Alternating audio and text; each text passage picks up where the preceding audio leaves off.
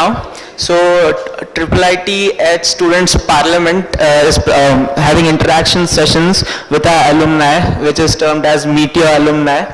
And in these sessions, we'll be calling upon our alumni who have chosen different career paths or unconventional paths.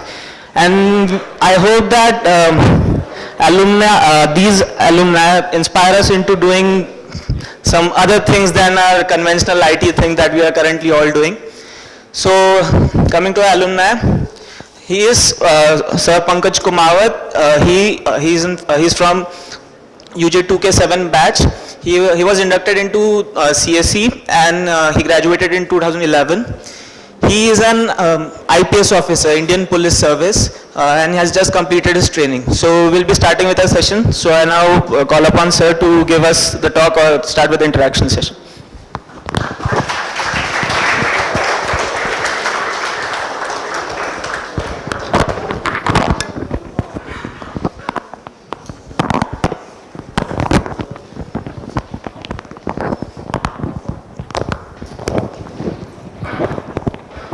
Audible? Audible, right? Okay then. Yeah, hi. Nice to be back. I'm feeling nostalgic here. I was here from 2007 to 2011 doing my computer engineering, but the triple IT still remains triple IT.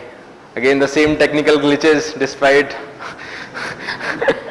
despite the long efforts that we make in coding spores and top coders and all, we still make silly mistakes. So that's the trademark. Anyway, so how many of are from first year? First year, okay. Second year? 2 people. Good. Third year? Okay. Fourth year? Okay, good number. Beyond fourth year? There's no need to laugh in it. See, people have invested their entire life to figure out what they want in life. So beyond fourth year is still a young age, I would say. So anyway, how many of you have heard about civil services, I.S, I.P.S in your life? Okay, at least all of them. So good. So how many of you want public service as your career? How many of you actually gave some thought, some actual thought into it? That you have sat lonely, put some thought, what do you want in life? But how many of you actually figured out what do you want in life? Money, power, fame, achievement, recognition, media highlights, what? Have you thought of on these lines? No, not yet. Okay. Okay, then we'll explore what civil service has to offer, what are the pros and cons, just like any other job. We have to pursue some or the other job in life. So what Indian civil services has to offer for you, what are the pros of it, what are the cons of it, and then we'll go about. So I am Pankaj Kumawat, I'm I.P.S. I appeared in the exam in 2012, CSE, Civil Service Examination 2012, and I cleared the exam in my first attempt. Despite all the perception that you have that this exam requires a lot of efforts over the years, it is not so true in my case at least. So you can clear the exam in your first attempt, yes. Why not? If I have cleared, then you can also clear. And I was also one of you, so you are actually better than me. I am made to believe that the successive generation of triple IT is getting more and more intellect than what we used to be. So first of all, I am very pleased to meet you all. It is giving me I used to organize alumni talks when I was in the college, and I was very pleased when my alumni used to come here and deliver some talks. I got a lot of insights into different kinds of jobs. There used to be people who came from US who were doing their PhDs in some of the top universities. There were other people who were pursuing their own, who were charting their own territories in the world of entrepreneurship. There were others who were pursuing their MBAs, who had done their MBAs from IIMs, and then doing some corporate jobs at the high profile companies. And there were some people, at least only one people who came from this civil service by name Tarun Nayak, by which I was hugely inspired. So let us talk about civil services then. So what do you want? So the basic objective of life, we can say happiness. How many of you agree? what we want in life at the end of everything is happiness, right? Okay. And how do you derive happiness? I don't know. There are different ways. How do you derive happiness? By cheating in the exams and then getting good marks from the person who has actually given you some answers of that question. Yeah, that is one way of deriving happiness. But what is that happiness which persists over a long period of time? So you do not actually feel like there are in life you have phases like this, ups and downs. But what is that thing which actually remains constant? What is that thing which gives you happiness throughout your entire journey? So we are looking for that kind of happiness. So maybe you can try this. Happiness consists in giving and in serving others. So basically anything that you do, actually you give or you serve others. For example, if you are doing a job in Microsoft or Google, you are actually serving someone. You are serving the board of directors of Google who are making money through you, and they are in turn paying you something, okay, which you think is good enough for you to survive, right? So you are actually serving someone. You in turn derive something out of it. You, for example, you are into research, then you are serving humanity at the larger level, maybe through your research. When you publish some papers and that research gets translated into some product, then you tend to derive happiness that my paper got the best paper award here in this conference. So there are different ways. So you actually give to the society from which we get a lot of things. So basically we give people. We are basically, human being is a social animal and we believe in giving people, right? Now this is not a humanities lecture. Okay, so we come back to, now what can give you happiness? Let us say treating a patient. For a doctor, treating a patient is like most passionate thing which may give him or her a happiness. Piloting an airplane, leading the man in war, social work, starting business, doing research, working with an engine for an engineer, singing, dancing, playing music, sports, whatever. A lot of things which can give you happiness, agree, right?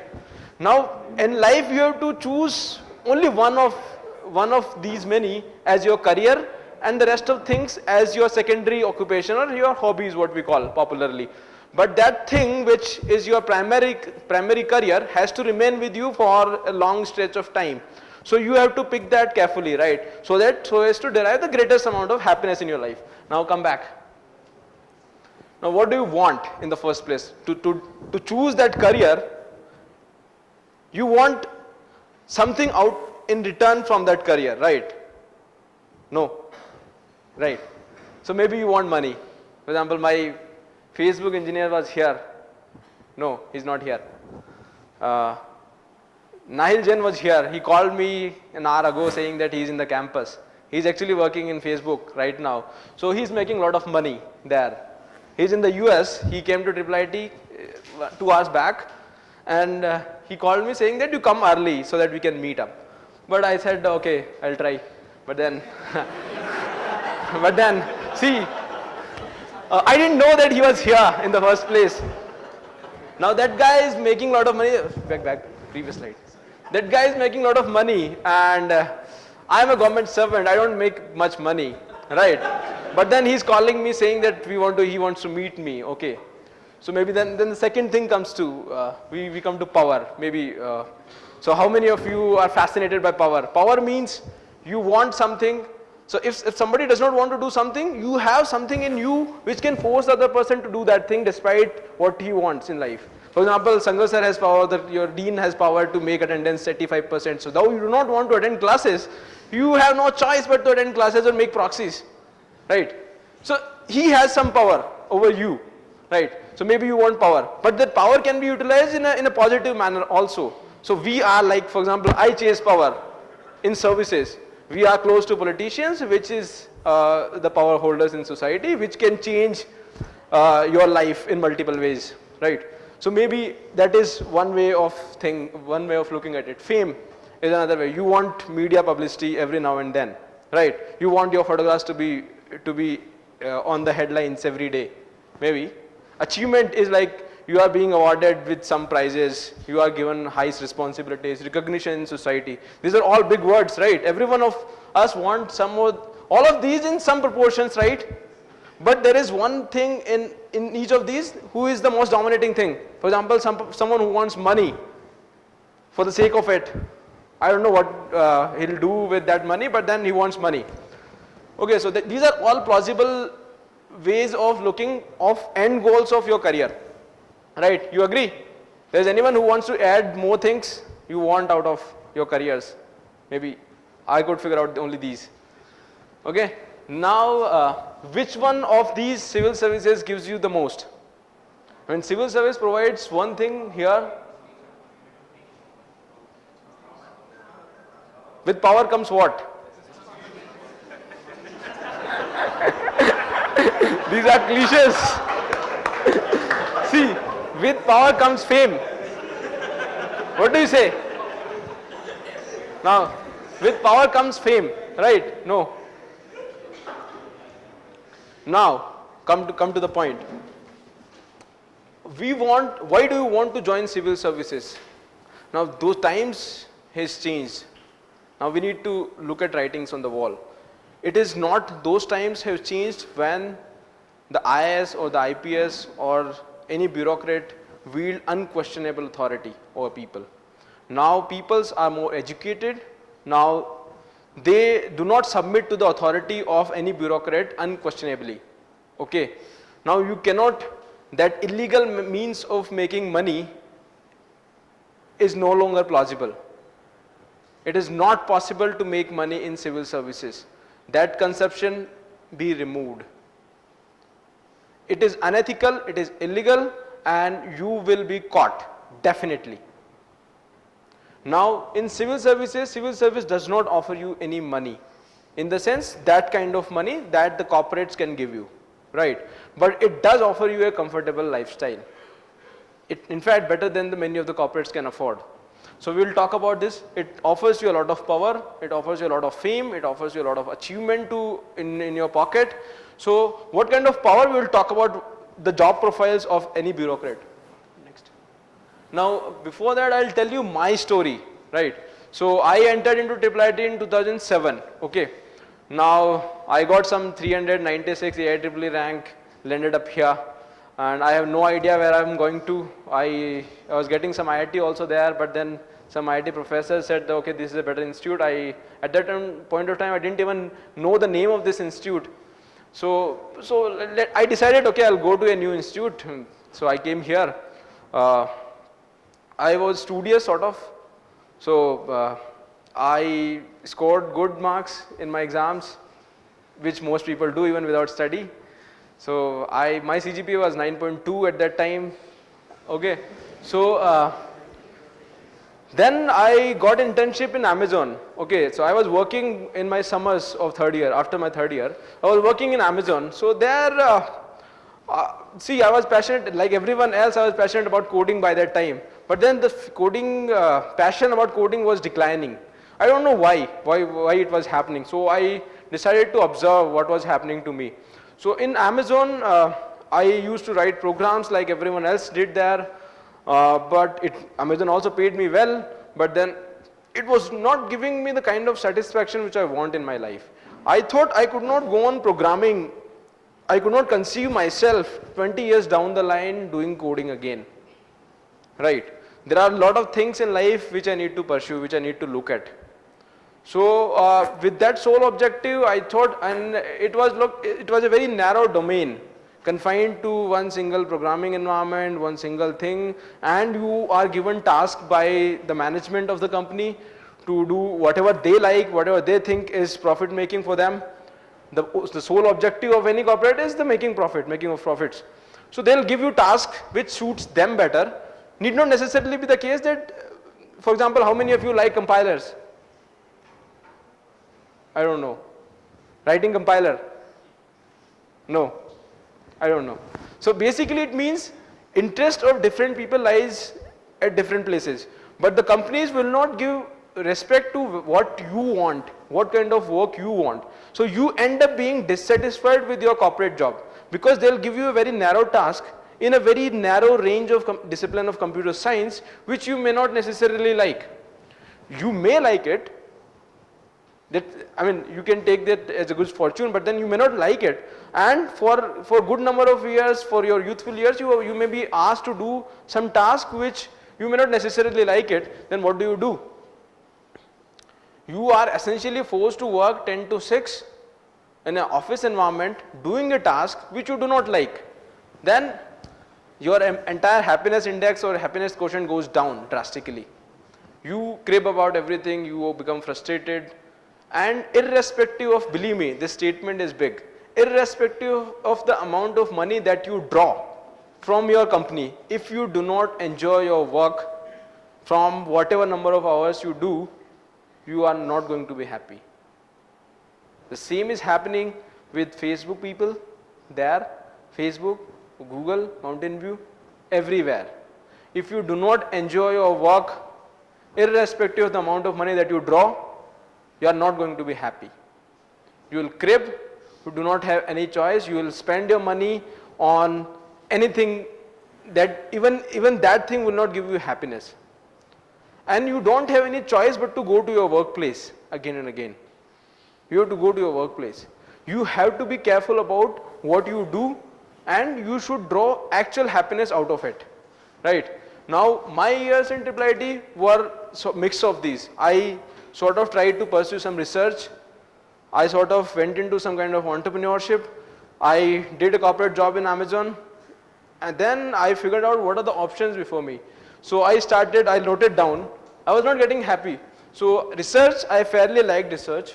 Entrepreneurship, it was the most challenging task at that time, but there were problems there. Then civil services, I explored a lot about it. Then a corporate job, joining an NGO, or politics. Now, this made the last two look very weird, right? NGO, how do you survive? You do not have means to survive there. So there are practical difficulties in NGOs, right? Someone was asking, public services can be done by being in NGOs also. Yes, that is true, but NGOs operate on a very small scale. Very small scale, and they are constrained by money, capital. So they do not have much money, and they are very small scale, and they do not pay you. So at the end of the day, you need some amount of money to live a comfortable life, right? And you enjoy your work, right? So I found civil services is the most fascinating career at that time. I approached some seniors of mine, then I decided, then I started preparation, then after 2011, I didn't take up any job. I became placement coordinator. I thought I would start serving my batch first, because like before serving the wider public, you need to have some whether you feel happy when you serve your batchmates getting placed in big companies and who draw salaries of very high magnitude, and you are without job. How does that look like? So I started doing that, and then my batchmates used to respect me because I have a very high CGPA. So they didn't say me anything in front of my face, that because I could get placed in any of the companies, but I didn't take placements. So, but back home, people started saying, okay, you are not taking up any job because you didn't get placed. Now what are you doing here? When I went back to my home, started preparation for civil services. In North India, these aunties are very cruel. Remember this. In North India, don't go to many aunties. They'll spoil your life. They'll make such nasty comments. So preparation in fourth year I started preparation. So preparation cycle, see, civil services is an exam which asks you to achieve competence, or to ask you to develop skills, knowledge, information, gather information about whole lot of things. Whole lot of the things in the sense that it will ask you to know anything which goes on in the world which is significant. Anything in the world, not just in India. So it will ask you to know about history of India, history of the world. It will ask you geography, how does mountain climb, those all kinds of your social sciences, right? How does climate functions, how does economics functions, how does administration, how does countries are governed, how does international relations between different countries. So there are a whole lot of subjects in civil services which need to be understood before you can actually compete in this exam. So preparation wise, this exam is very time consuming, yes, because I'll tell you the cycle of this exam, and what you need to do to actually gain mastery over the many subjects that, so post selection, you get some ranks. So basically there are only about, there are 22 services. There's this exam conducted by Union Public Service Commission, All India Civil Service Examination, through which all 22 services, there are 22 services and people get selected into different services based upon their ranks. Just like we have all the IITs. So IIT Kanpur Computer Science gets filled first, then IIT Madras Computer Science, then IIT Kharagpur, then Delhi, whatever, in that order. Roorkee goes last, or right. So in that way we have the Indian Administrative Service, Indian Police Service, I.P.S, I.F.S, Indian Foreign Service, so and a whole range of other services which get filled up. So what is civil services? These are the highest services of the Government of India. So what is Government of India? It's another organization which affects anyone in the country the most. Right? If Google Google gives you Google search engine, so it affects only people who are using internet. But government affects all people. Right? You touch the lives of all the people in this world, or in the country at least. So these civil services are the permanent executive of the Government of India who actually implements the policies of the Government of India. So who are the people on the field? So political leaders that you see are basically nothing but the face of the government. The bills, the laws, they are all made by civil servants. Then they go to parliament, they ratify the bill, and different civil servants implement the laws. Right? All the developmental programs, they are conceptualized by the civil servants. All the e-governance, all the health, education, road, transport, whatever, you name any department, you name anything, IT, electricity, you have you take any department, and all the departments are manned by the senior civil servants of Government of India, and this is the exam through which they are recruited. And you are posted in different departments. You, from the day one, you are the boss of your department, and you have a lot of money in your hand to invest in the areas that you want. You have a lot of subordinate officers who can implement your plans. So basically the vague plans and policies are devised at the political level, and actual implementation are done by the civil servants. Civil servants are the I.S and I.P.S and the other services. So they are called the All India services, and these officers are allotted to 28 states, and they are also required to serve in the Government of India. Okay. Now this is a symbol of national integration. So civil services, they remain across all the states. They serve in different states. They are given cadres. For example, I am going to Madhya Pradesh cadre. So Madhya Pradesh is now my state, right? And I'll be serving in Government of India as well as in Government of Madhya Pradesh. So we, from the starting, where are we posted? Next. So there are other services, Indian Foreign Service. If you want to become ambassador, you want to shake hands with the prime ministers and presidents of different countries every now and then this is your service. You become ambassadors, high commissioners of, you posted to different countries. Almost every country has their embassies in different, for example, Delhi, Chanakyapuri, has anyone gone? Different embassies are there in Chanakyapuri, Delhi. It's a posh area where ambassadors stay there. So similarly, Indians, this is Indian Foreign Service, Indian Audit and Account, CAG, coal scam, 2G scam, that this guy. Indian Audit and Account Service, that CAG fellow, Vinod Rai. How many of you know? I don't know. But this is this service, Audit and Account Service.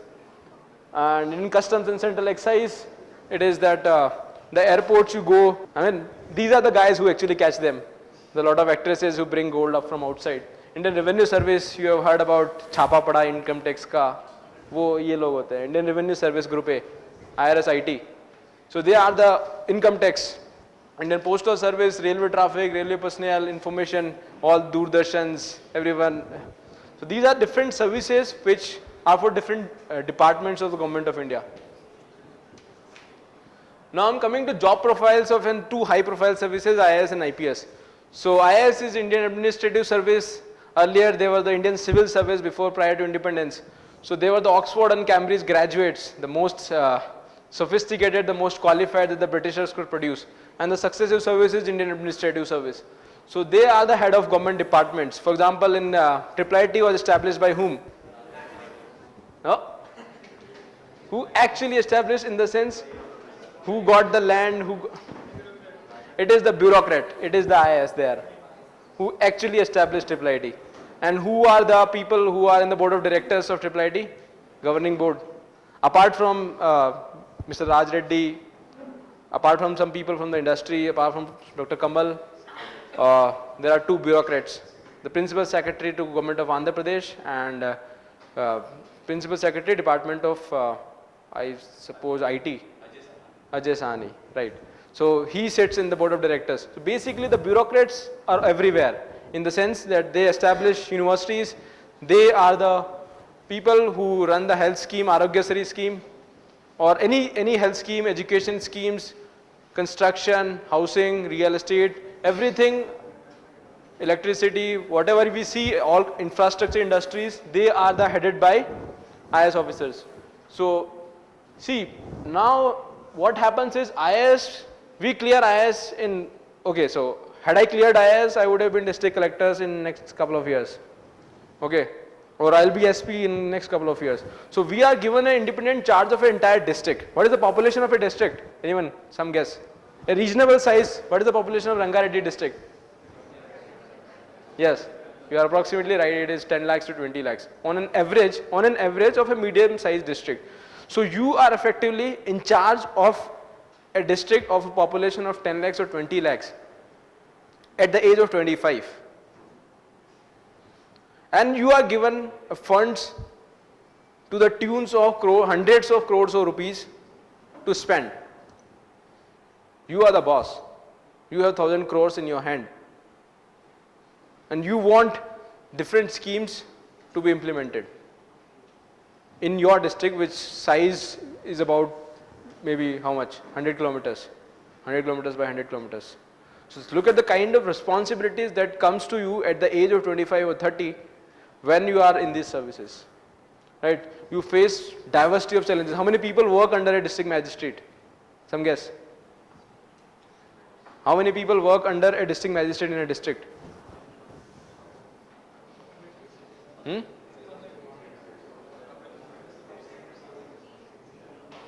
How many departments are there in a district? There are many departments. For example, from prominent departments, there are about 15 to 20 departments. Right? He is the CEO of that district, of the entire departments. Right? From public works to electricity to transport to health, education, panchayati raj, to all these ration shops and all. All the departments that function within excise, all the departments which functions within a district are after all headed by this guy. And this is only one person in a district. Right? So he faces a lot of challenges. He can take welfare measures for the poor. He has a lot of financial powers with him, a lot of discretionary powers with him. And he is the head of development. They gain rich experience, varied experience. They are appointed to positions like governors or CEOs after retirement, or advisors to the government of India or government of any state. They don't actually retire. So rank structure, just after getting selected into this exam, they are for 1 year, they remain subdivisional magistrate, then additional district magistrate, then within 4 or 5 years of their entry, they become district magistrate. And district magistrate is the most sophisticated post that they have, and that remains. Then they go to different departments at the state level, right, after gaining some experience. So they become secretaries, joint secretaries, principal secretaries, and then chief secretaries. Now chief secretary is like, in Andhra Pradesh, we have now 2 states. So entire department is headed by these officers, or chief secretary is the person who heads all the departments together. He is the man who runs the entire state. It is not the chief minister who runs the state. It is these bureaucrats who run the state. And this chief secretary is the person who is the senior most IS officer. He runs the state. Okay. So he runs the state in the sense anything that goes wrong in the state or anything that goes right in the state he's after all responsible for everything. So you have a lot of powers, you have a lot of responsibilities, and your actions will affect many.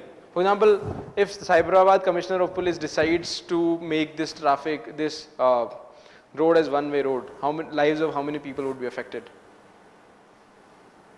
Not many, right? So these are the decisions that they can take. Now, how many of you want, they are the people who are the most notorious people, who does their job in a very clandestine manner. CBI, which investigates all the high profile scams, 2G, from Satyam to 2G to whatever, you name it, anything goes which goes into proportions of 5,000 crores, 10,000 crores, 15,000 crores, 1 lakh crore, whatever.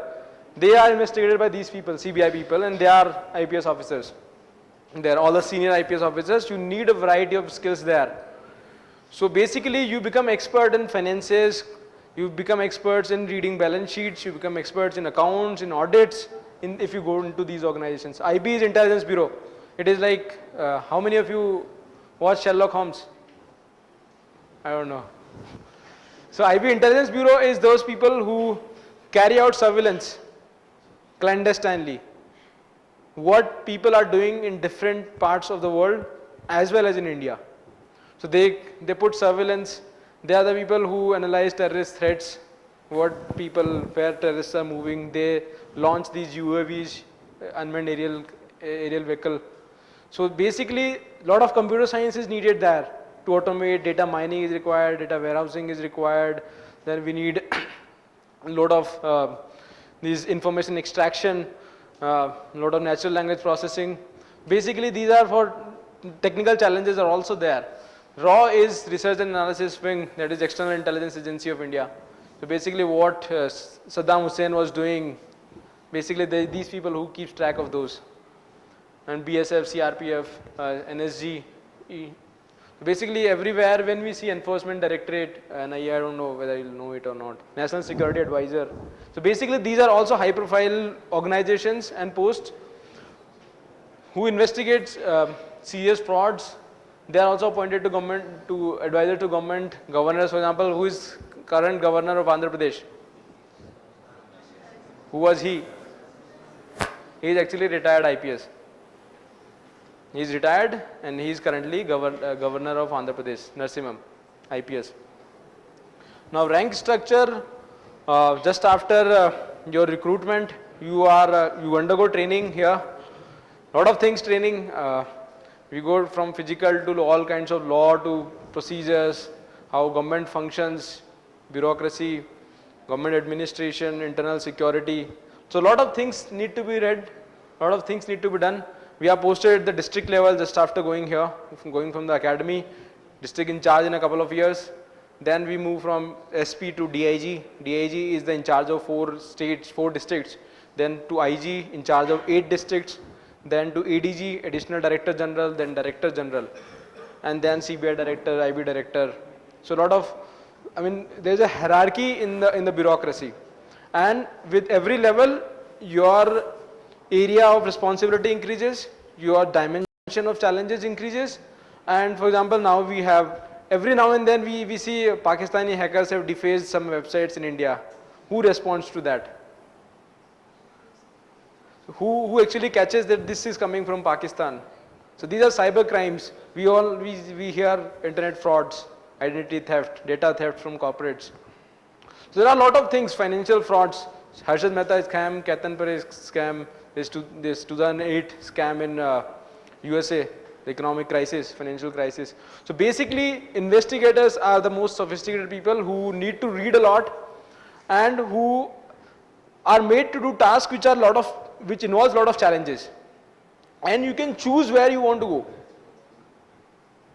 You can choose where you want to go. There are different organizations at the Government of India level, at the government of different states, right? Then you can choose to go, and wherever you go, you are the boss of that office essentially, because either you're senior in the service or you would run those departments, those organizations.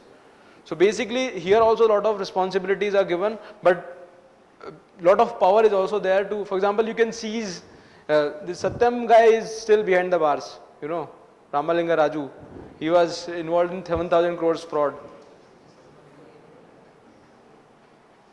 IFS, I already told you, if you want to shake hands with the prime ministers and presidents of different countries, then this is your job. High commissioners to different countries, secretary, external affairs ministry, all the foreign policy, all the suit boot wala people are from these officers. They read a lot, highly qualified people. They are posted to European countries, to the United States, North America, South America, different parts of the world. They are posted into their capitals, and they are it is like they are a liaising officer there, right? They do the diplomatic task. They are the diplomats. All the treaties that we sign, all the United Nations work, all the bhashans and all they give on behalf of Government of India. So what are the special features? High position at very young age. So basically, for example, you are too immature to handle those positions, even they say. For example, my age is what? I don't know, but then I'll be handling an entire district. Handling an entire district is a big thing. At this age, at the age of whatever, recognition, of course, in your district, you are the king, you are the king. You will get into the news every day. Right? You have a lot of responsibilities, you have no private life whatsoever. You have no private life. If you want to smoke, you can't smoke in public. Right? If you want to drink, you can't. If you want to go to a theater with your wife, you can't. See, these are the challenges. For example, you can't imagine Narendra Modi sitting next to you in a theater, right? The same thing happens here also. So you cannot behave in a kiddish manner. You have to behave very responsibly. So there are a lot of restrictions which comes if you are in this job. There are a lot of opportunity for public service. Then speakers, eh? Okay, we'll play some video to break the monotony.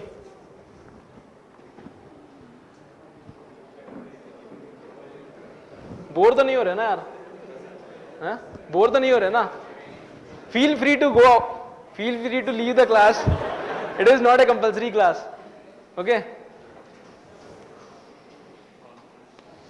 Okay, so we will now some seriousness, please. It is a sensitive video, and I expect some kind of high degree of maturity on your part. Be silent. It's a video of human trafficking. How in India, girls of very small age, girls and boys of very small age are trafficked and they are exploited. Okay? We'll watch this. This is, I guess, 10-minute video. I want perfect silence from your part. Just watch this. This also has some content which is for adults. I guess everyone is adult here. Video बंद कर दो जाए video बंद कर दो video बंद कर दो हाँ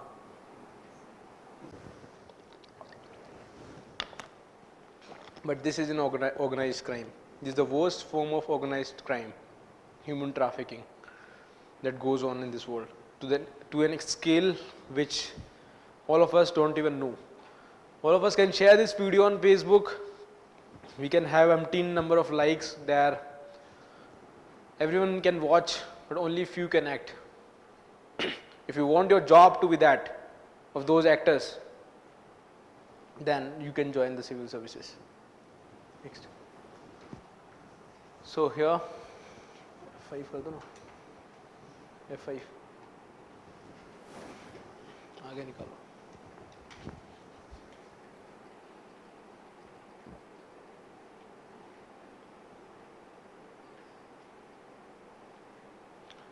Now, I guess I can skip this part. You can figure out who conducts the examination, what are the examination steps, processes. That I'm not aware. Okay. Now, you can figure these out also. Age, education qualification, any graduate can write the exam, number of attempts, physical standard, comprises of 3 steps. One is the preliminary examination, one is the mains, and then interview. You know this or not? Should I tell this or you know the different stages of this examination? How this is? Okay. So this exam is not one exam. Examination is conducted over a period of a year. A year. It is not like one JEE exam you write 2 papers and over. It's not that exam. So first stage is civil service preliminary examination, which tests you in 2 papers. There are 2 papers. but the first paper tests you in history, geography, economy, public administration, polity, international relations, current affairs. What is left? Environment, biodiversity, everything. So any significant issue, you can read newspapers. There are a lot of things, any significant national, international, economics, business news, international relations. So anything that goes on in the world is part of the GS paper, general studies that they call it. And another paper is CSET, Civil Service Aptitude Test, which is very cakewalk for all of us. It is basically a very lighter version of CAT exam, but very light, because there are a lot of humanities people also write this exam. So basically English, maths, logical abilities, almost all of us can write 80 out of 80 correct here. But this general studies, 100 questions, very difficult questions. So you need to be aware of lot many things to be able to write this exam at preliminary exam stage itself. For example, in my case, I graduated in May 2011. I wrote exam in May 2012. So basically 1 whole year was required. 1 whole year before writing the preliminary exam. So the preliminary exam happens every year. It used to happen. This time the pattern is changed somewhat. But earlier it used to happen in May every year. Preliminary exam, 2 papers on the same day, on a Sunday. Right. Now those are people, maybe about 8 lakhs people right now. And with this is objective exam, objective type question papers. And maybe about 15 to 20,000 are cleared through this stage. So only those 15,000 out of 8 lakhs people write the main exam. Okay. Now main exam, so this is each paper is of 2 hour duration. You get the point. Essential point is general studies is entire lot of areas like Indian history. In the history we have Indian history, world history. Ancient Indian means ancient, modern, medieval. Then geography we have Indian geography, world geography, where different minerals are found. So basically you need to be basically aware of a lot of things which concern human life.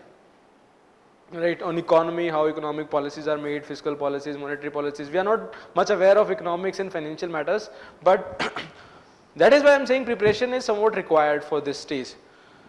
Right, go next.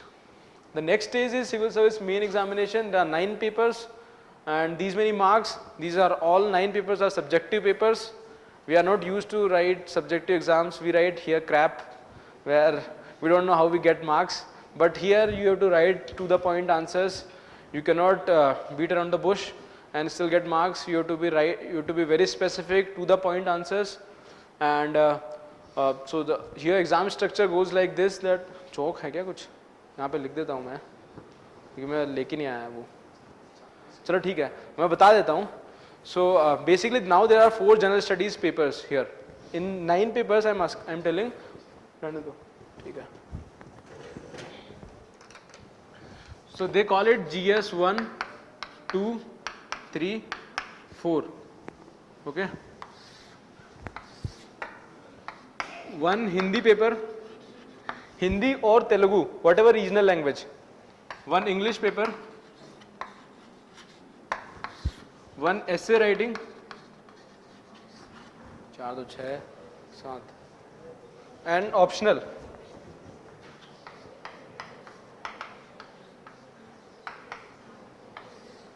Okay, so these 2 papers are qualifying in nature. That is, you need to just pass these papers. The marks of these 2 papers are not added. Okay, now English essay paper is of 250 marks. 1 essay you need to write, which carries 250 marks, maybe about 20 pages essay, 20 to 25 pages essay on 1 topic.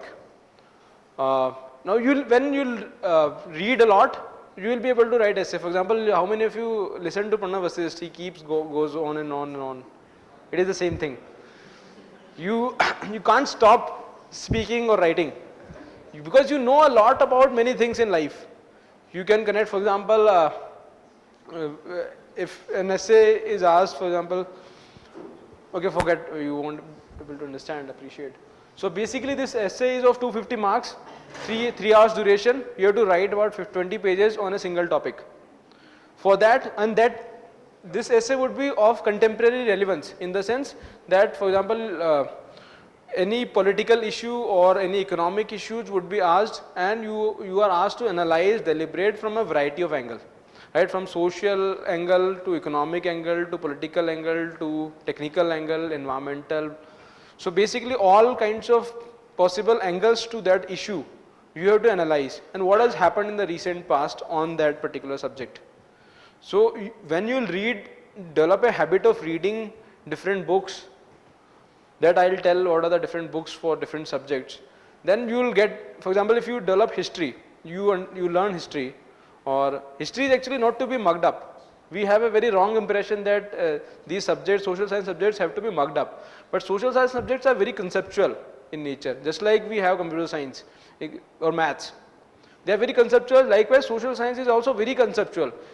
Everything, for example, I am talking to you, it is a social science, but I am talking to you with a purpose. There is a logic behind it, why I have come here. So all the events are chained events. Once you understand the chain, you will be able to answer or write in your own words. So basically everything happens for a reason, and everything has a cause and a consequence. So social science is also like that. So history is, it's not like you have to mug up, okay, Battle of Plassey 1757.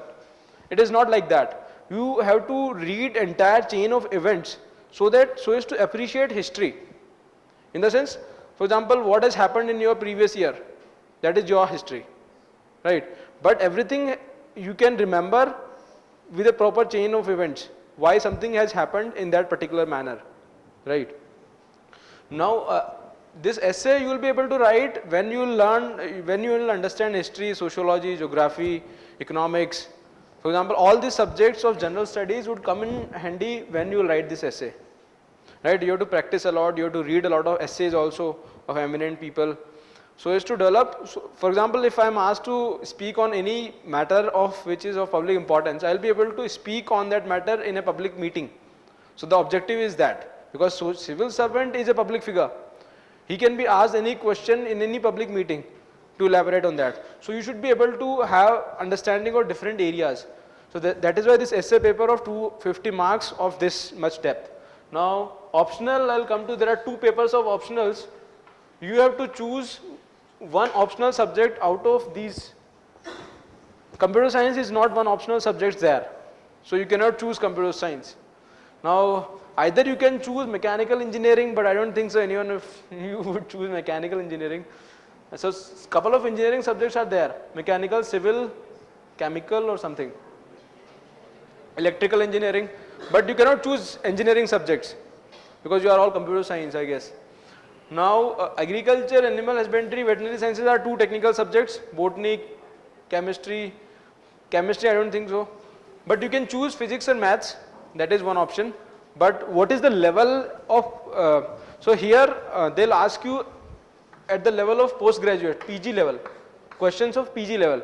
So if you are preparing for, let us say, physics, then you should be prepared to handle MSc physics level questions. Okay, maths, MSc maths, right? Or if you are preparing sociology or public administration, which I prepared, sociology and public administration, I actually read MA public administration and MA sociology books of different authors of, for example, Delhi University or Jawaharlal Nehru University, which are the biggest. So you have to prepare these subjects at the postgraduate level, the master's level. Because questions are of that standard. So lot of books are required here. Then these 4 GS papers. So these are two papers, 1, 2 to 1, 5 and plus 4. All the papers are subjective papers. There are no objective papers. You have to write a lot. Each paper is of 3-hour duration. You have to write a lot. These are consecutive papers. Remember, 2 papers in each day. Now this general studies papers, they are divided. Different topics are given in each, right? But essentially they remain the same topics. There is no much significant in general studies preliminary examination and general studies mains examination. The only difference being they are objective papers and they are of basic level, and here they are subjective questions and they are of higher standard.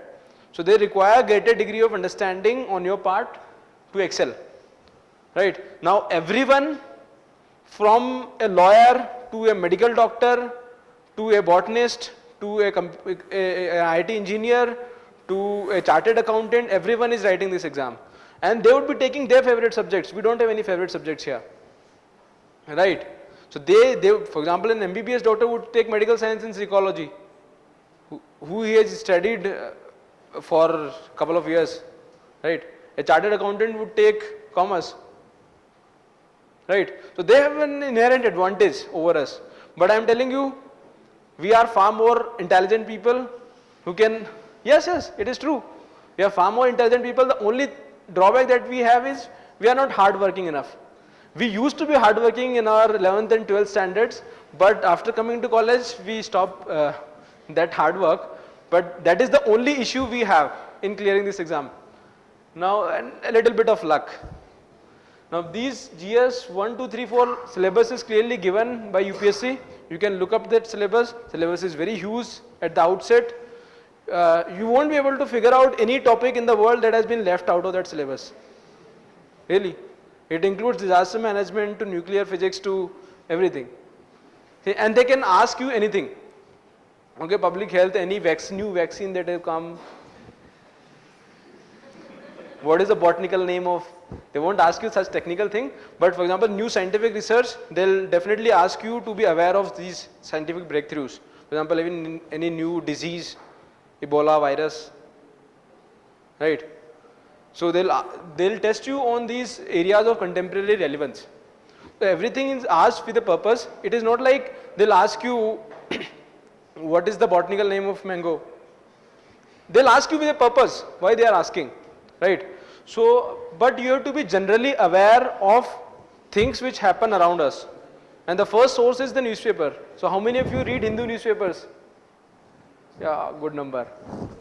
How many of you actually understand what Hindu writes there?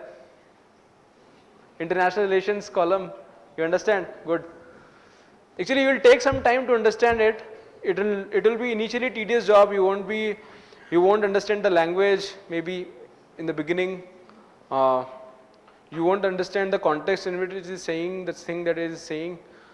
You won't be able to remember many things, but that happens in the beginning. Remember when we started to learn computer science, how difficult C programming was. Hash include iostream .h, how awkward that was. For a layman still is, right? But then when you practice more and more, you write programs, you write, for example, any significant news comes, you write, take notes, right? Then gradually it will come. So these are the 9 papers. Will test you. So this is 250. These are all 250, 250, 250, 250, so 1000 marks. These are again 250, 250, 500 marks. How many? 1750, right? These marks are not added. They are qualifying nature. They are just to show that, just to know that you know a regional language of India and you are fairly conversant with English. They are of very low standard, 10th class standard. So you understand the entire procedure. Now this mains happens in October of every year. It used to happen in October of every year, now it will happen in December this year. Actually this year it got extended, but leave this apart. So May, then result comes after 2 months of that preliminary examination. About 15 to 20,000 write this mains examination in October, November, December, sometime around that. And after this mains, this stage comes. That is a personal interview with the UPSC. That God. Marks is 275. These are the decisive marks for your service allocation. Right here, those of people who qualify in these examination, they go for this interview. So here, but the marks are so narrow in the sense that only in a small range of marks people are skewed. Now these 275 becomes the decisive who will get IS, who will get I.P.S, who will get IRS, who will get what. So it is in their hand. Now interview happens every year in March, April. So how many of them? So first, let us say 8 lakh write the exam preliminary stage, 15,000 qualify, write the main stage, and then 3,000 roughly are called for that interview. Okay. Now from these 3,000, maybe about 900. They are the people who are selected. Right? In these 900, the 2 all India services, IAS and I.P.S, which are the most visible services, you have to be within 400. So you have to be within 400 rank, compete across people of different disciplines. You have to be you have to gain mastery over your subjects, right? Any doubt in this? Right, you understand the sequence. So this interview happens in March, April, right? And then the results comes out in May sometimes. Recently result was gone. Gaurav Agarwal, everybody knows. He was I.S. topper this year. He's from Jaipur only, my home state, my hometown. Best friend of mine. So you can do it actually. No need to tell you, but so this is all. Let's play some more videos if you want. Huh? What time is it? 7:20. Okay, question and any questions you want before we can go to some questions to another videos. That we'll take later on. Huh.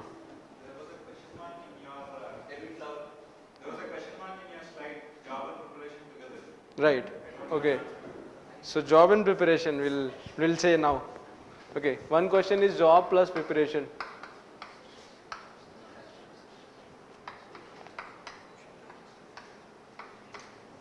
Any more questions? Interview part. Huh? It is like setting is about 5-6 old men of very young age grills you in areas which you do not understand very much. So basically there are about 5 people in interview board. One UPSC member chairs that interview panel and the rest of the people are from outside. So they may be some universities vice chancellors, some academic fellows, some corporate president or whatever. They are all great people who are invited to UPSC. Dr. Sangal is also invited to UPSC interview panel, but he refuses to go there because he has some other business to perform. But then, so basically they'll ask you on areas of contemporary relevance only. For example, these GS topics now you can cover from many things.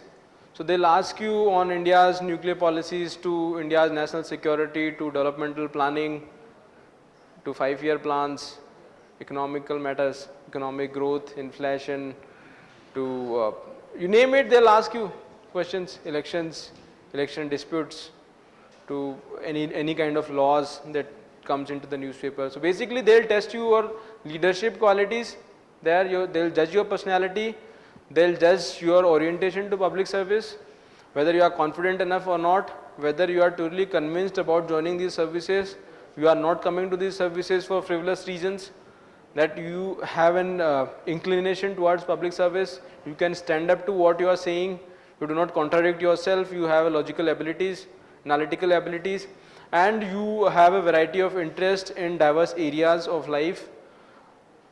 That's pretty much. So basically these personality traits are judged by them in a period of about half an hour to 45 minutes. They'll ask you questions ranging from your optional subjects to any current events that has come, any conceptual things, why you are joining civil services, that's the favorite questions that they ask. And people are at that stage also not convinced why they are joining civil services. So that is all. Apart from this job plus preparation, more questions? Recently I heard that Hyderabad police was so topmost officials went to New York to get trained by NYPD. Yeah, it is there. So for every I.S. or I.P.S. officer go to universities across the world for getting training. This is called mid-career training program. So phase 3 career training program, for example, now I am trained in NPA here. Next year I will go to Israel. That is, Israel is technologically very advanced country.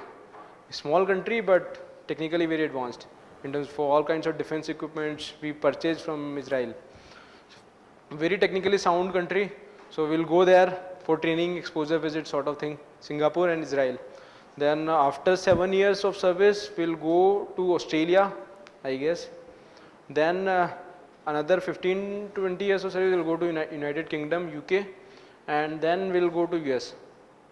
So these are at different levels, phase 3, phase 4, phase 5 they call it, 7 years of service, 15 years of service and 25 years of service. Your job profile changes because when till 7 years you are at the cutting edge level, you are the district in charge, you are actually doing the work there. Then you become DIG or IG, then you are actually supervising, you are the management. There also you manage, but then you are closely managing there at the SP level, district level, but then at the higher level you are supervising more of management job, right? Then you need a different kind of exposure, need a different kind of people, more mingling with practices outside. Then at the higher level, phase 5, you develop change management, people skills, those kinds of things at the DG level. So How do we start in college? now, which year are you in? Okay. So actually I also started in my fourth year being my final year because I was BTech. So you can buy some books, basic books. You can straight away start reading newspapers, some magazines. I'll tell all the book list later on because I don't want that to happen now. I'll send you the book list of different subjects. Okay, you look at the syllabus, right? And I'll send you everyone. I'll send you, okay, and then you can forward it to whoever is interested. Then which are the books which have to be referred, read, taken notes, and you have to prepare again and again initially, right? It is a social science. You have to read to remember somewhat, right? And if you want to go to civil services, then you have to quickly finish your college part. So then, like, is a degree requirement, like, because I'm a dual degree student, So you finish your degree first. You finish your research, whatever you are doing first, and then you go for that. Because see, if you have truly decided about it, then you can do some shabby work here. Many people do that if you want to. Or you can finish your degree, it's not a big deal. Finish it quickly and then start preparing. But preparation requires a lot of consistent hard work, let me tell you. I mean, in Triple IT we are not used to hard work here, I mean, to be honest. So it requires consistent hard work, lot of perseverance, and since examination cycle itself is 1 year, because it starts from May of this and the exam results comes in next May, right? Because after interview happens in March, April, results comes in May, just before the next year's prelims, 20 days before the next year's prelims. So if you are not through that, then you have to be prepared for the next year's prelims in 20 days, okay? Now this is the cycle. Now you will come to know, for example, I graduated in 2011, I appeared in preliminary exam in 2000, preliminary exam in 2012 May. My result was out in May 2013. So for example, 3rd May 2013, till 2nd May 2013 I was nobody, right? I graduated from college in 2011. Next 2 years I was nobody, just preparing. My batchmates started, switched companies multiple times, started working in Google, updating their Facebook status like anything. So I deactivated my account.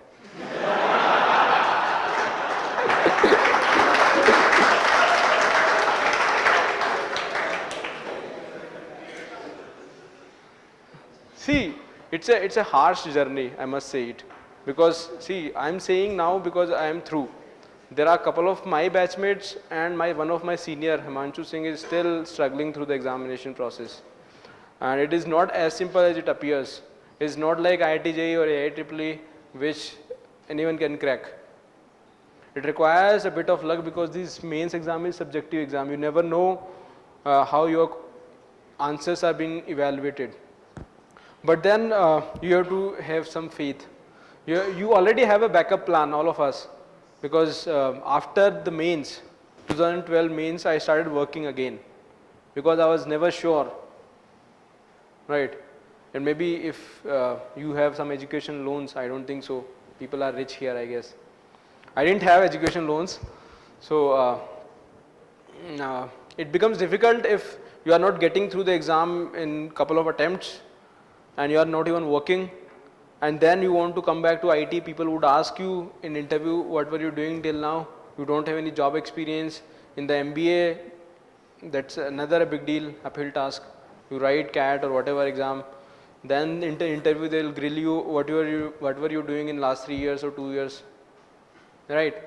So this is a calculated risk that you can take if you are academically sound or you are confident of yourself, which I think at this youthful age you can take this risk, and after one serious attempt, you can again take up a job like I did. Because Tarun Naik sir, who is like another I.P.S of our college, he got into his second attempt.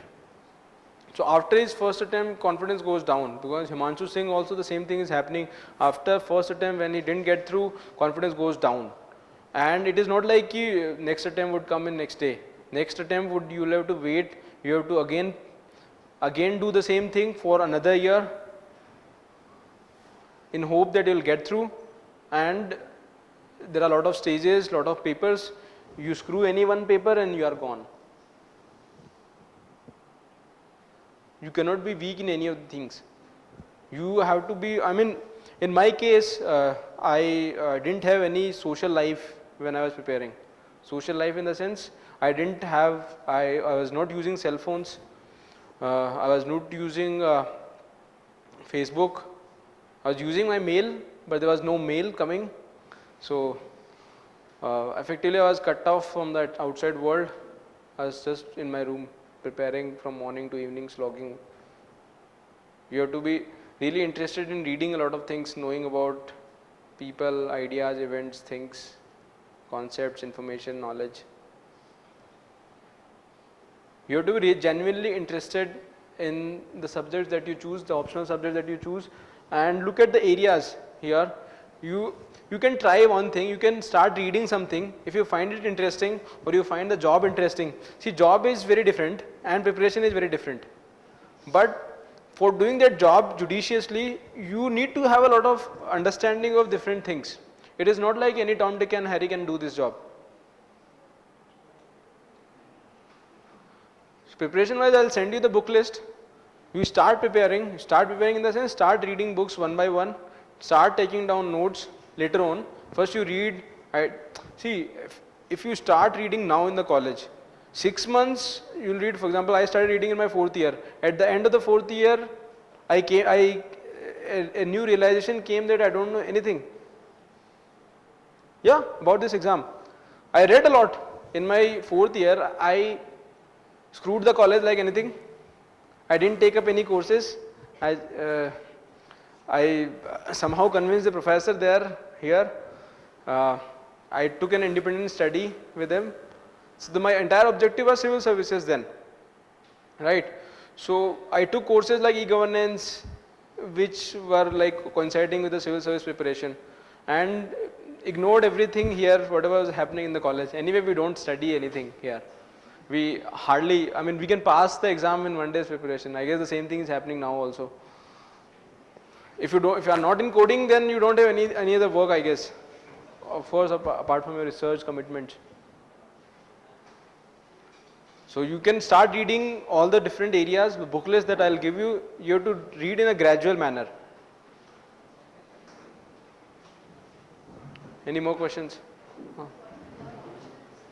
My optionals, I told sociology and public administration,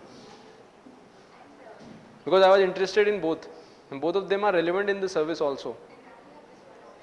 And now you have just one optional. Sorry?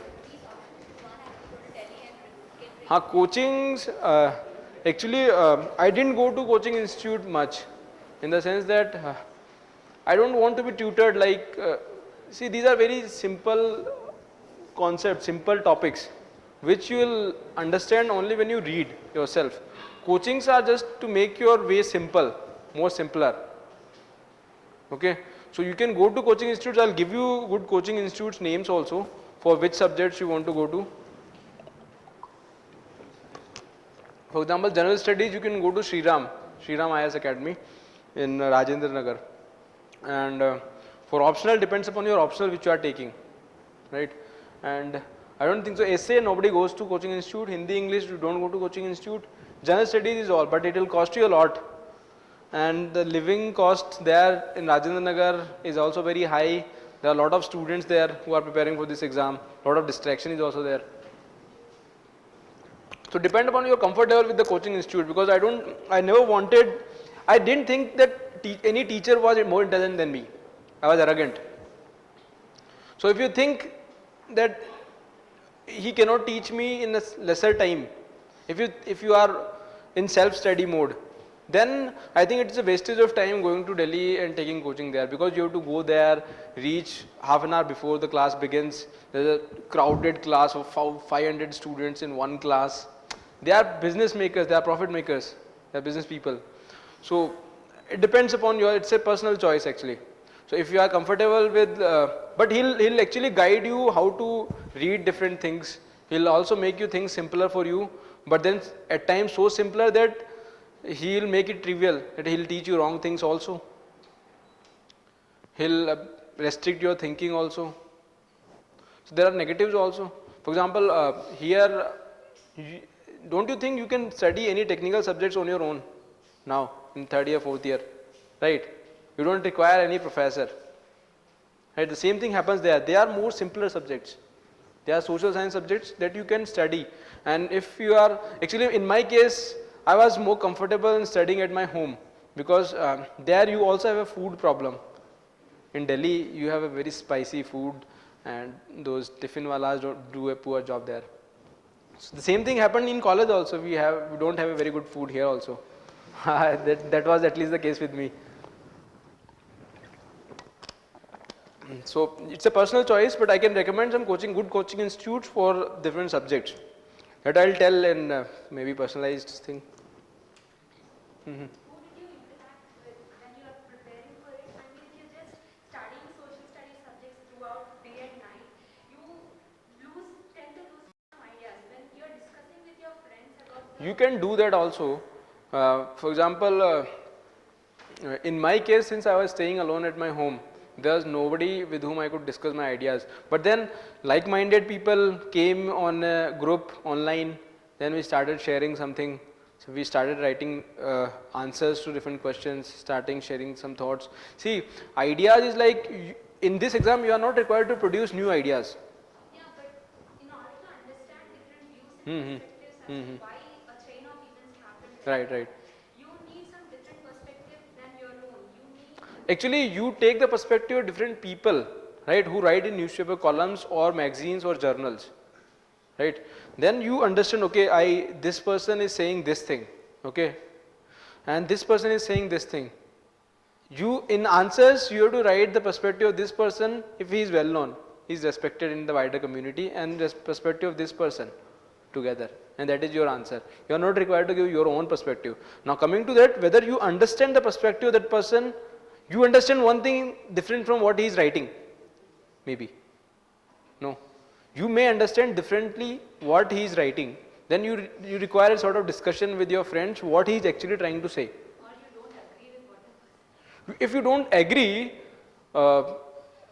maybe then, see, if he is very intellectual person, right, then you may not necessarily agree, but you can still say that this person who's considered as an authority on the subject has said this. You are not required to give your own opinion on the subject, right? It is not your opinion that counts to the examiner. It is the opinion of those great people who have written great books, who have been adjudged as great writers.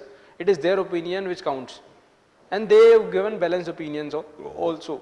So it is not like there is only one author. There are multiple authors. You can take authors which suits you the best. But there are some standard books that you can refer who everyone agrees. Everyone agrees means you have to agree, or at least for cracking this exam. And you can discuss, no doubt. When discussion would make you more communicative, would sharpen your language, would give you more words, would make you more confident. For example, I used to stand in front of a mirror and start talking whatever. when I was preparing because there was no one. But it is not an absolute must to have someone with whom you can interact and discuss ideas. But it is always good to have someone who is like of your like and who is also preparing for this exam with whom you can share your ideas, your thinking and what you should write and what you should not write. That is good. Two serious candidates would help actually, yeah. Now job plus preparation, it is difficult, I must say this.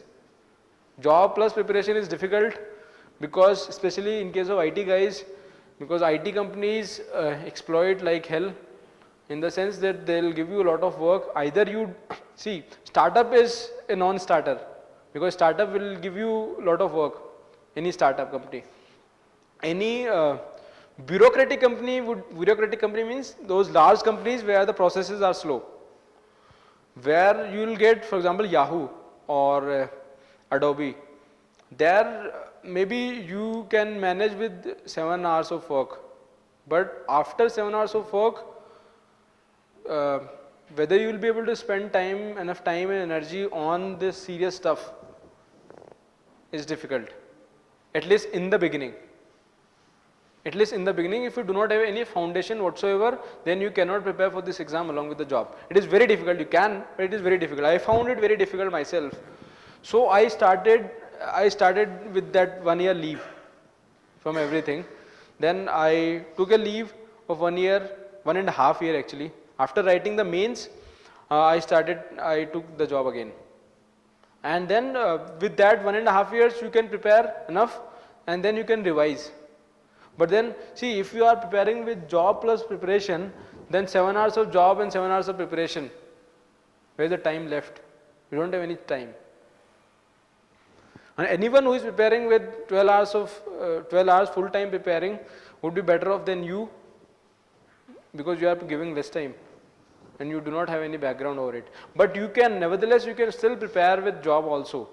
But you have to effectively manage your time. You cannot be devoted to your company. You are not necessarily required to take extra assignments. You are not necessarily required to show your technical competence there. You have to be very low profile in the company, task avoiding. You have to be that kind of person because you have your priorities, your commitment somewhere else, right? And in the beginning, if you have no foundation whatsoever, then you will find it very difficult with the company because a couple of my batchmates also started doing their job and thought of preparing for this exam along with the job. But then they find it very difficult.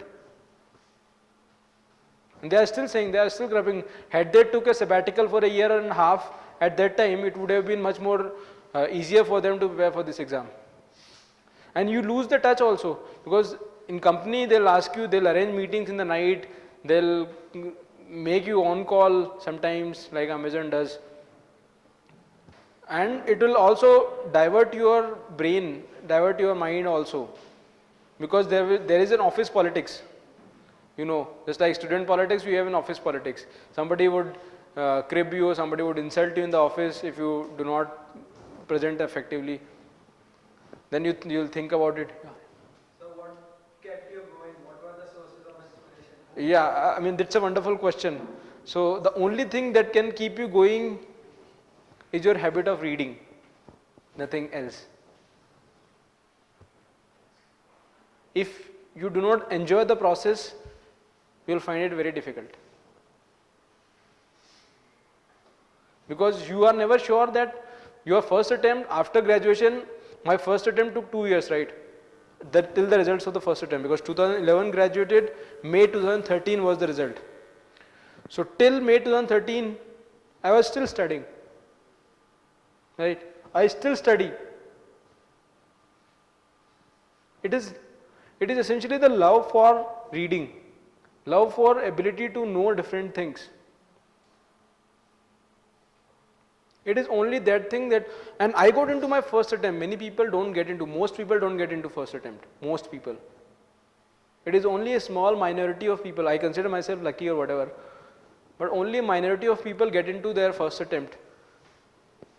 Even IITians, IIT Kanpur Computer Science, 40 rank, JEE, he got into his fourth attempt. 2007 graduate, IIT Kanpur, he's my batchmate here. 2007 graduate. I entered college in 2007. He graduated in 2007 from IIT Kanpur Computer Science. He's my batchmate here. He took physics and maths. That didn't work out. Then he changed the optional. So I'm not trying to fear you all. I'm just trying to say that, because see, it is at the end of the day, it is not me who would be suffering through that period. I went alone when I went alone. Right? In my path, no one was there. You have to be convinced that you want this job. You should be convinced that this is the job that will make you the happiest person. And you read, and believe me, after 1.5 years of preparation, you would feel better. Had I not get into the civil services, still I would have been happier now, even now. Because I at least gave it a try. If you start thinking like that, what will happen if I fail? Nothing would happen. You will take a job. Maybe you will get a lesser pay initially, but you will develop a fighting spirit, and you will climb higher. Maybe initially your batchmates would be slightly higher than you, but then gradually you will catch up, or even go higher than them. For example, I say to my batchmates that even if I start now, I am out of touch with computer programming now. But I can say that within 1 year, I will reach Google Mountain View. It's not a big deal. See, you are all privileged people. You can catch up with, see, in computer programming, computer science, to get a job, what do you require? You require one database, some OS, some programming, C++, data structure. What else you need? It's a 1 month job. You can prepare that in 1 month now. You know, you are sufficiently trained. You can prepare everything in a month. You can get into a mid-sized company whenever you want. So don't think that you will be lagging behind your batchmates. Temporarily, yes, but you are pursuing something else. And what if you get into these services? See, it is like you want, Don't make up my mind just because I am saying it. No, sir. I've come into this room making up. Okay. Already. So I have the next Good. semester before me. What should I do? Take up a coaching? You are which year? Fourth year, first semester. Okay, 4th year, 1st semester. And the next semester I'm going to invest my time in this one. You are adopting my strategy. So what do I do now? Take up coaching or prepare online? Like the coaching will be effective in the first 6 months or in the later stages? You first study on your own. Let's try to see whether those subjects you like it or not. Because GS you will anyway have to study. Optional you don't know yet, right? But GS you know that's a fixed thing, and there are fixed list of books that you have to refer. So you read all these books, and you try to figure out what the books are saying, and you do it on your own. Coaching walas, the teachers are nothing but they are reading from the same set of books and giving you in notes forms. But in UPSC now, UPSC is also becoming cunning. They are asking more difficult questions. So if you read from the original books, you will be able to better answer those questions. For optionals? You can anyway see. I am not against coaching. You can take coaching institutes, but they'll give you some ready-made solutions, and you will be dependent on them only. You will have to anyway do your self-study part, those books part. You have to anyway do. You can take up coaching material also, because they simplify some things. Some things are not very easy to understand. So. For optionals, I have to start reading books for every single thing that I consider an option. No. You first read GS. GS covers every optional partly. General studies covers every optional partly. Right? For example, history is there. Optional is also history also there. But optional history would be MA history level. But GS history would be of slightly lower level. Right? So you read GS subjects. If you find that subject in GS interesting, then you go into deeper into that subject. So you first cover the GS part for next 6 months. You won't be able to cover GS in next 6 months. It's a huge syllabus. Along with this, college now, it's a big headache. I was thinking of taking up a job for a year. Okay, I will invest what amount of time possible in that job year. right. And after that, I'll consider that as my start to preparation. Is it because I want a fallback option later if I fail, if I No, right. I won't consider this in the preparation time. Like that is not, I won't count it. This is what I give to the job additionally. I will consider my preparation time from there. Is it feasible or No, no, it is perfectly feasible. But after doing a job, whether your parents will allow you to quit the job, parents are 100% like you are from South India, so your parents would actually allow you. actually But that is not the case in North after India. 1 year I'm going to leave the job, they said yes to that. I But if you have the necessary courage of conviction to do that, you can actually do that also. But you will have, because the advantage of that option is you will have a greater fallback because you have 1 year work experience. So if you in between the process you want to come back to corporates, then you can show that you have worked earlier and they'll treat you favorably. Because in my case, I was a fresher, I didn't work at all. But then I had a higher CGPA to show in my report card. So basically that worked for me. I have a higher CGPA. So if you have a higher CGPA, then you can do that. If you don't have a higher CGPA, then also, see, it is entirely your choice.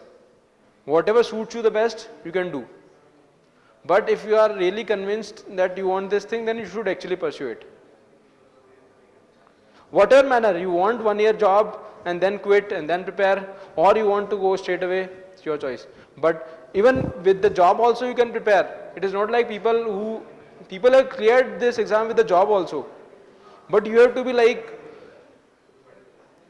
I mean, you should not be thinking of wasting even 5 minutes then. It becomes more difficult. Degree of difficulty increases, that is it, because you have lesser time. You are focusing on something different entirely. Any more questions? I have seen you, yaar. You, which batch? Okay. Okay. Now you are large birds. You know. Yeah.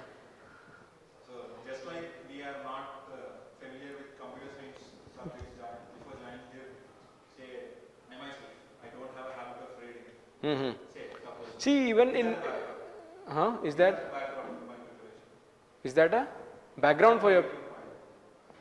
See, even in the college, I also didn't study much. But see, all of us, I guess, in 11th and 12th, we used to study huge amount. You used to put a lot of hours into a study, right? And if you can replicate that, if you can cultivate your reading habit slowly, that would be a huge advantage. In terms of background, you can start reading newspapers first. Newspaper is the first thing. You will dislike it initially, I'm telling you. Developing a reading habit is difficult. But once you develop it, it becomes, it's kind of alcohol. Once, maybe initially alcohol does not sound good in taste. But once you develop, it is addictive. I don't drink at all. But then, so it is like that. So reading background material, you can read NCERT books, you read newspapers, you read some Chronicle magazine or Wizard magazine, Yojana magazine. I'll send all the book lists that you should refer for the beginners. Some basic public administration books, governance books, constitution structure, jobs and all, I mean job profiles and all. And that's pretty much, I don't know. I don't know whether you are satisfied or not. Huh. So while you were preparing for the exam, you must have been in contact with the teachers and Sorry, come again? you must have been in contact with the teacher because you need to ask some things, you have some doubts, so you have been in contact with some teacher because you were preparing. So one thing is, if you are taking coaching, then you can maintain contact with that person. You can take some test series also. In my case, I was in contact with a couple of aspirants only who are seriously preparing like me. And I was in contact with our senior Tarun Naik. He used to say whatever. I mean, I don't think so that it helped, but then it gave some moral support. And I joined some test series also. But since see these coaching walas, they are very rich people. They have a lot of people who come for them, come to them for test series and all. So they don't give you adequate attention. They'll give you whatever least possible. So you evaluate yourself only on the basis of test series, or because when you are studying, you need some mark, like, yeah, I'm going on the right path. Actually, you in this exam, the biggest problem in this exam is you never know whether you are going on a right path. This is the most cruel part. You never know. You will never know. I got result on 3rd May 2013. Till 2nd May 2013, I wasn't sure whether I will be selected or not. I got through mains. I appeared in the interview, but mains plus interview comes together for your final ranking. But I was never sure, because you can never be sure. In real life, things go like this only. You can never be sure. It's this uncertainty which troubles you the most. And it troubles you the most because you have alternate career options also open. So you think, why am I wasting my time here pursuing an uncertain career which I don't even know whether I like it or not. That is also possible. See, even I have also not done a field work yet. I don't know whether I like my job or not yet. But at the outside it looks fascinating to me. Right. So I prepared. Now you have to take some risk. It is uncertain exam. You never know whether you will qualify it or not. But since you enjoy the preparation part, in the sense you enjoy being aware of the fact that you know now a lot of things, right? And see, what more do you want in life? It is the same thing. Question comes back to the same thing. You can do your job later on also. You can take a 1.5 year sabbatical and then do your job, right? No big deal. But you can give it a try. Then along with the job you give again try. If it works out, good. Does not work out, then you pursue alternative careers. But yeah, I mean, you can take help of teachers. If you know some university professors, whether, for example, a particular question is asked, whether this kind of answer would suit you, would suit UPSC, or is this the correct answer? Or if you are able to answer, many things, then if you are reading a lot and with proper guidance, with guidance of your seniors, maybe who are already in the service, and you show your answers to some experienced person, to some serious aspirants, to some coaching teachers, or to university professors. These are the only people who can help you out. But there is also a lot of ambiguity. Who have done extremely well in coaching institutes have failed miserably in the exam. It is not like JEE exam. It is not objective exam. It is not like you are top 1, top 5, top 10 in Bansal exam, so you will get 20 JEE rank. It is not objective. Even I got whatever rank, X rank in my first attempt. I got a bad rank in my second attempt. While I was trying to improve myself, I got a bad rank. I got some 700 rank. Initial attempt I got some 300 something rank. So you never know where you are moving. But you prepare, you read, you think, you write, you learn, and till the time you have. One last question. No questions. So basically, like, It is 8. I like my job. Okay. Okay. I'm a computer engineer. And I know Kokta. आगे बोल. Okay. So basically, like, I'm still interested in solving these social problems. See, it is not like you can only solve social problems by being into the services. Yeah. So basically, I wanted to ask how these bureaucrats. So basically, I told you my idea that how I have an idea. वो बाद में बात करें अपन बाद में मिल सकते हैं ना. तू तो मेरा बैचमेट है भाई. So we come to conclusion. Sir will be here for like 10-15 minutes हाँ, after the session. if somebody wants any personalized interaction. So we'll post the video in the YouTube channel of the Parliament, and we will keep all the references there so you can check in the comment section. Don't publish it to everyone, faculty and all. We don't send the link to him. They can't. So you Because can, I was not politically correct always. You have to be, I was like guiding my juniors for this exam. with lot of fun. So get in touch Or with at them. least trying to be. For people who are seriously preparing third years and fourth years, there was a mailing list prepared by one of our seniors for civics. So write this Gmail ID, Harish Mudimela, HARSHMUDIMELA. So contact him, he is maintained the list. So he will add sir and Tarun Nayak sir, everyone. So he has just graduated yesterday and is leaving tomorrow. So I'm leaving tomorrow now, Hyderabad, So permanently. we contacted him, he agreed in spite of his busy schedule. Thank you sir. Thank you. yaar. So we strongly wish to become one of the top-notch bureaucrat of the Oh. country. Thanks, for buddy. coming. This we'll see. So if you wish any of our alumni to cover similarly, we are doing online sessions also, just drop a mail to Parliament. So we'll be doing online sessions with I think it was productive, no? Somewhat. So I request Patil and Barla sir to present a small gift to sir. From अरे Patil, Patil. इतनी मोटी book दे रहे हो यार. Ajay sir. Photo नहीं. ठीक है भाई. वो वीडियो ले रहा ना. Thank you.